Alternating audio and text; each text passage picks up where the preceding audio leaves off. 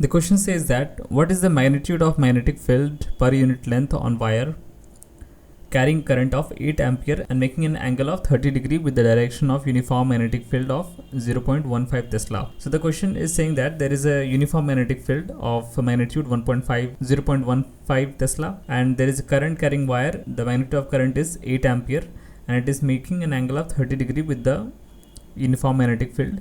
So what is the force per unit length on that wire?